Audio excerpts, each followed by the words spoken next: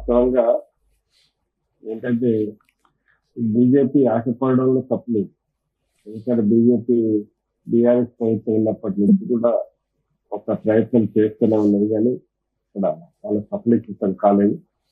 కొంత ఆ, కొన్ని విషయాలలో ఏంటంటే కేసీఆర్ గారు బీజేపీ బీజేపీని ఒక ప్రత్యామ్నాయం అవుతుందేమో అనే దానిగా ప్రతి విషయంలో కొంత ఇది చేసినట్టున్నది. తర్వాత ఆ బిఎన్ సంతోష్ కేసు ఇవన్నీ కొంత కేసీఆర్ మెడలు తిప్పుకొని కాంగ్రెస్ ఆ బీజేపీ తోటి కాదు ప్రత్యామ్నాయం కాంగ్రెస్ అనే దానిగా కొంత ప్రజలంతా కూడా కాంగ్రెస్ వైపు మొగ్గడం, ఈ ఎట్టి పరిస్థితుల్లో బీఆర్ఎస్ ప్రభుత్వాన్ని మార్చుకోవాలనే దానిగా కాంగ్రెస్ క్యాడర్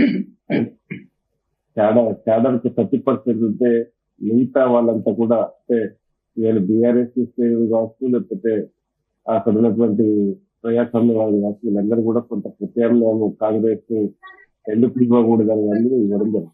అయితే ఇక్కడ జరుగుతున్న పరిస్థితులు అంటే ఇప్పుడు ఈ 6 గ్యారెంటీల అమలులో కొంత జాప్యం జరుగుతున్న కొద్దీ బీజేపీకి కొంత ఆశలు రేపెత్తే పరిస్థితి వస్తాయి. అంటే ఎట్లా బీఆర్ఎస్ ను తెలంగాణ ప్రజలు నమ్మే పరిస్థితి లేదు. ఈ కాంగ్రెస్ 6 గ్యారెంటీల అమలులో విఫలమవుతుంది. ప్రత్యామ్నాయము బీజేపీ అనేది అందుగా కొంత ఆలోచనతోటి నిన్న మినిస్టర్స్ సెంట్రల్ మినిస్టర్స్ ఎంపీలు తోటి జరిగినటువంటి సంభాషణలో కొంత అర్థమవుతా ఉంది. ఇప్పుడు ఇక్కడ మనకు సెంట్రల్ పథకాలు అమలు చేస్తున్నారా లేదా అనేది వాట్సాప్ చేసుకుంటూనే రేవంత్ రెడ్డి గారి పాలన ఎట్లా ఉన్నది అందులో కొంత సమాచారం తీసుకున్నట్టు మనకు పలు మీడియాలలో వస్తున్నాయి. అది ఇక్కడ జరిగేదంటే కూడా ఏంటంటే మరి భవిష్యత్తులో బీజేపీ ఆశపడితే మరి తెలంగాణ ప్రజలు బీజేపీ వైపు మొగ్గుతారా లేదా అనేది కూడా చూడాల్సిన అవసరం ఉంది. అయితే ఇక్కడ బీజేపీకి కొంత అంటే హిందుత్వ తోటి తెలంగాణలో పోవడం వల్ల మరి ఎంత మేరకు మైలేజ్ సాగిస్తుంది అనేది చూడాలి.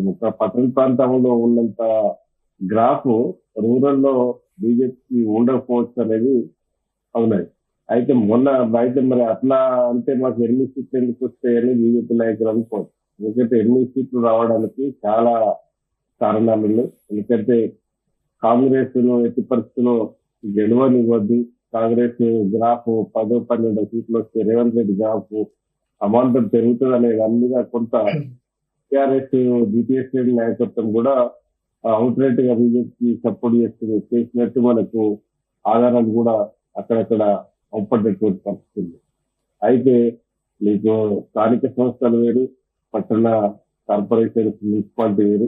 ఇప్పుడు భవిష్యత్తులో ఇప్పుడు రానున్న ఎన్నికల్లో ఇక్కడ జరిగే ఎన్నికల్లో బీజేపీ వచ్చే మైలేజ్ ఏమైనా ఉంటే పట్టణాలలో కూడా కొంత అవకాశం ఉంటాయి. కానీ రూరల్ లో మాత్రం కొంత బీజేపీ వైపు మొగ్గుతారని అయితే నేను అనుకోవడం లేదు. ఎందుకంటే ఇక్కడ మళ్ళా ఏదైనా కొంత fighting between BRS and Congress అనేది స్థానిక సంస్థలలో జరుగుతాయి. కొన్ని పట్టణ ప్రాంతాలలో మాత్రం బీజేపీ తప్పైతే ఇచ్చే అవకాశం అయితే ఉండదు. ఎందుకంటే ఇప్పుడు ప్రజలు కూడా ఏం చేస్తున్నారు అంటే ఎవరు ఇప్పుడు ఎవరికి ఇచ్చినా కూడా ఇదే పరిస్థితి ఉంటుందని కానీ ఫిక్స్ అయి ఉన్నారు. ఇప్పుడు కాంగ్రెస్ కాకపోతే బీఆర్ఎస్ కాకపోతే బీజేపీ. ఇప్పుడు ఏ ప్రభుత్వాలైనా వారు ఇచ్చిన హామీలను నెరవేర్చే వరకు కొన్ని ఫెయిల్ అవుతా ఉంటారు. అది నగ్న సత్యం, అది అన్ని పార్టీలకు కూడా తెలుసు. అయితే ఇక్కడ ప్రజలకు ఎవరైతే ఇప్పుడు కొంత అంటే మంచి నాయకత్వం, మంచి దొంగలు అనే దాని మీద పార్టీలలో చూసుకుంటే అంటే ఇప్పుడు ప్రజలకు ఇబ్బంది లేకుండా దోచుకోవడం ఒకటి అయితే, ప్రజలను ఇబ్బంది పెట్టి దోచుకోవడంలో కొంత చిరాకు అయ్యే పరిస్థితి. ఇప్పుడు నిరుద్యోగులు, ఉద్యోగులు కొంత చిరాకు వచ్చినాకనే కదా కాంగ్రెస్ కి అవకాశం దొరికింది. మరి ఆ చిరాకు ఇప్పుడు కాంగ్రెస్ లో కూడా రాకుండా ఉంటే బీజేపీకి ఆశపడాల్సిన అవసరం కూడా ఉంది. అయితే ఇక్కడ వాళ్ళ ఏం చేయాలంటే సమస్య ఏంటంటే ఇక్కడ మోడీ తోటి మీటింగ్ కాగానే అందరికీ అనుమానం ఏంటంటే ఏమన్నా ఇక్కడ కొంత అంటే ఇప్పుడు బీజేపీకి గతంలో ఉన్నటువంటి అనుభవాలను తీసుకుని మరి తెలంగాణలో కూడా వాళ్ళకి దక్షిణాదిన పాగా వేయాలనే ఆలోచన మొదటి నుంచి కూడా ఉన్నది.